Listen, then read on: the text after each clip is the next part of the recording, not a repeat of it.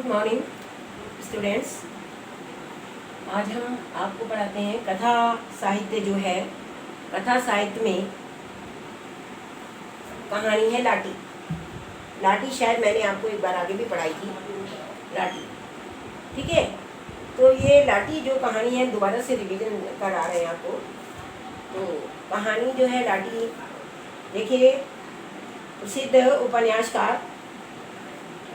उपन्यासकार एवं कथा की लेखिका शिवानी द्वारा लाटी कहानी एक घटना प्रधान कहानी है। कैसी कहानी है ये? घटना प्रधान कहानी है। कभी कभी पूछा जाता है कि लाटी कहानी किस प्रकार की कहानी है, तो क्या बताएंगे? लाटी कहानी जो है एक घटना प्रधान कहानी है। एक घटना प्रधान कहानी है। इस कहानी में कप्तान जोशी का वर्णन है। कप्तान जोशी है, उसका वर्णन किया गया है, जो अपनी बीमार पत्नी बानो से अत्यधिक प्रेम करता है।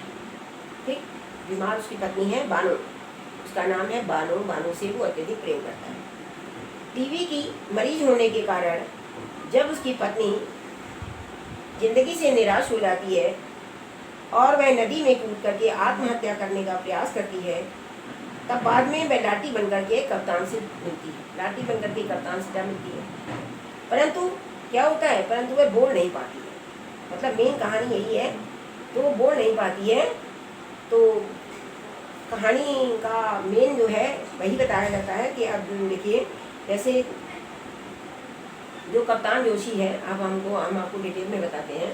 देखिए, कप्तान जोशी जो है गोठिया टीवी सैनिटोरियम के 3 नंबर के बगले में 2 गुना किराया देकर के अपनी पत्नी बानो के साथ रहता था।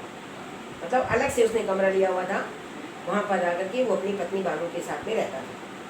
बानो से वो अत्यधिक प्रेम करता था। बानो से वह अत्यधिक प्रेम करता था। बानो से अत्यधिक प्रेम करने के कारण वह उसको देख सहज भाव से मुस्करा देता और उसे प्रसन्न करने की पूरी कोशिश करता। जैसे वैसे भी जो कोई व्यक्ति बीमार होता है तो उसको मुस्कराना, उसको हंसाते रहना, बातें करना उससे प्यार से तो होता है। उससे कहते हैं कि उसके तबीयत में सुधार जल्दी होता है। तो क्या होता है कि वह सहज भाव से उसको देखता है और उसकी तरफ मुस्करा देता है और उसे वो खुश करने का प्रयत्न भी करता है। बंगले के बरामदे में पत्नी के पलंग के पास वह दिन भर कुर्सी डाल करके बैठा रहता है। बंगले के बरामदे की पत्नी के पलंग के पास वह दिन भर कुर्सी डाल करके बैठा रहता है। कभी अपने हाथों से टेम्परेचर चार्ट भरता, मतलब उसका सारा दिन टेम्परेचर नोट करता रहता है थोड़ी 1-1 घंटे बाद। और कभी समय देख करके दवाइयाँ देता है उसको। लेकिन पास के बंगले के मरीज बड़ी तृष्णा और चाव से उसकी कबूतर से जोड़ी को देखा करते। मतलब बागल में जो लोग रहते थे वो यही देखते रहते थे कि देखो ये टीबी की मरीज है, लेकिन इसका पति जो है इससे इतना प्रेम करता है कि थोड़ी देर बाद में ये कबूतर कबूतरी का जोड़ा है। मतलब उसका नाम उन्होंने रखा कबूतर कबूतरी का जोड़ा। तो कबूतर और कबूतरी का जोड़ा उसको मानते हैं कि थोड़ी देर में टेम्परेचर चार्ट भरता है, थोड़ी देर में उसको दवाई देता है और थोड़ी बाद उसको हंसाने का प्रयत्न करता है और उसे दवाइयाँ भी देता रहता है।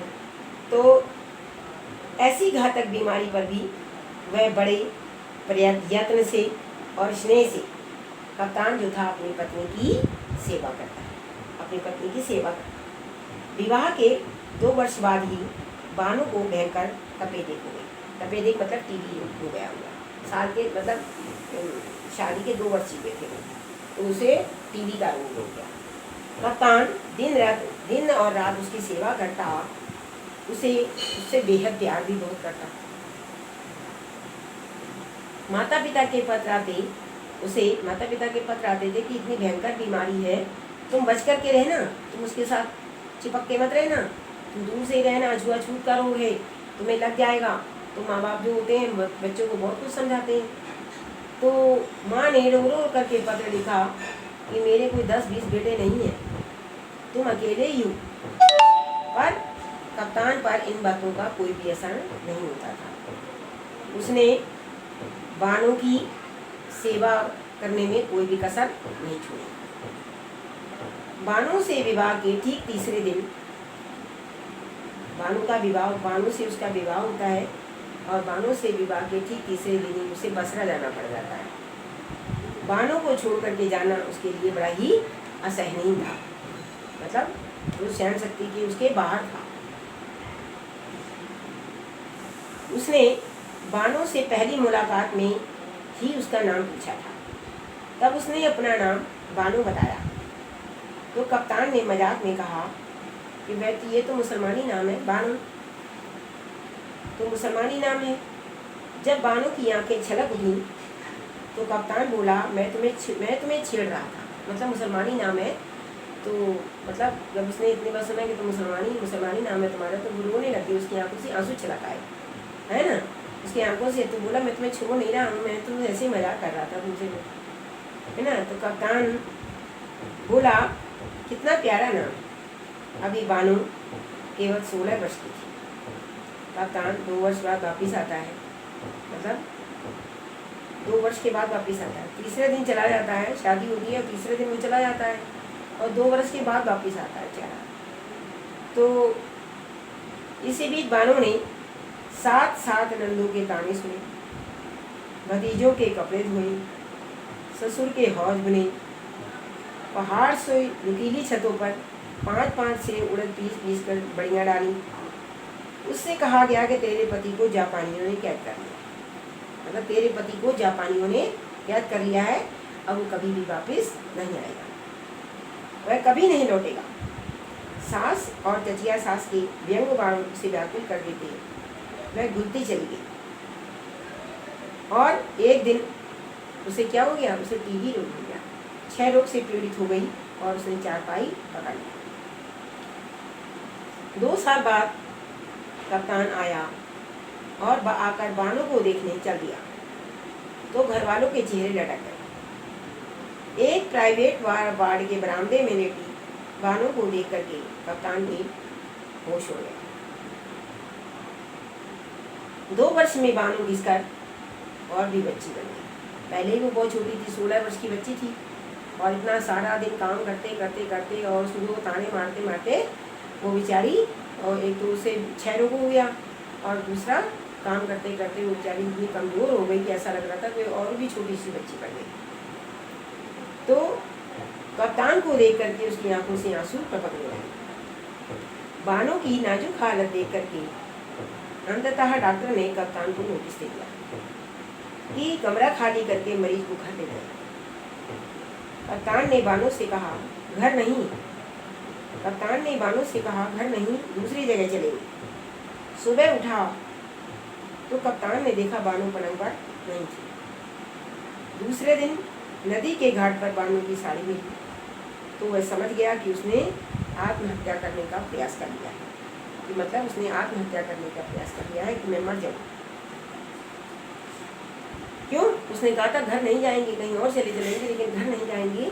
तो वो बेचारी इतने में परेशान हो जाती है, तो कहती है कि नहीं, मतलब ये मेरी वजह से इतना परेशान है। तो वो क्या करती है, सूर्य जब सो के उठता है तो उसकी साड़ी जो थी मतलब घाट के ऊपर पड़ी हुई मिलती है, तो वो समझ आता है कि उसने आत्महत्या करने का प्रयास कर लिया है। कप्तान का 1 साल में ही विवाह हो जाता है। कप्तान का मतलब दूसरी शादी हो जाती है। 2 बेटे और 1 बेटी उसकी दूसरी पत्नी प्रभा ने उसे दी। कप्तान अब मेजर हो गया। 15-16 साल बाद कप्तान प्रभा के साथ नैनीताल घूमने आया। 15-16 साल बीत गए। कप्तान प्रभा के साथ नैनीताल घूमने आया। प्रभा की जिद पर वह सड़क की ही चाय की दुकान पर उसके साथ चाय पीने बैठ गया।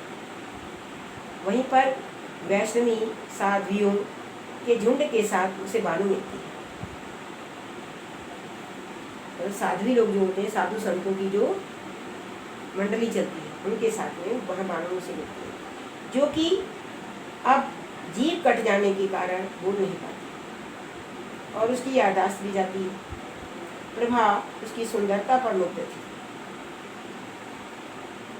वैष्णवियों के ही बातचीत से कप्तान को ये निश्चित हो जाता है कि ये लाटी ही बानू है। उसका प्रेम अभी भी बानू के साथ समाप्त नहीं हुआ था, लेकिन और वह जीवन की दौड़ में बहुत आगे बढ़ चुका था। वह सोच ही रहा था कि प्रभा को चलने के लिए कह दिया। वह उठ खड़ा हुआ। उसे अनुभव हुआ कि कुछ ही पलों में वह बूढ़ा और खोखला हो चुका है। यहीं पर कथा का समापन हो जाता है। तो इस प्रकार से जो लाठी होती है, मतलब जो बानो होती है, बानो लाठी बन जाती है और अपनी जो मतलब साध्वियों के साथ में, जो साधु संगतों की जो डोली होती है, वो उन्हीं के साथ में वापस चली जाती है। तो इस प्रकार से ये मतलब जो लाठी है, लाठी कहानी का ये मतलब सारांश है।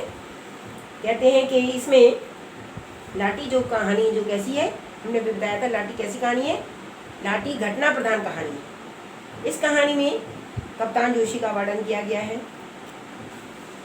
ना। जो कप्तान जोशी का वर्णन किया गया है, कप्तान जो है बानो से अत्यधिक प्रेम करता है और टीबी के मरीज होने के कारण वह अपनी ज़िंदगी से बहुत निराश हो जाती है।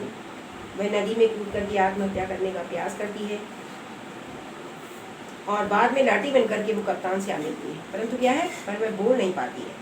इस कहानी का मेन उद्देश्य क्या है, मध्यम वर्गीय समाज में पति के बिना अकेली रहने वाली पत्नी के जीवन की त्रासदी का वर्णन किया गया है। इसके साथ ही लेखिका अपने पाठक को महिला के शोषण और समाज की वास्तविकता से अवगत कराना चाहती है।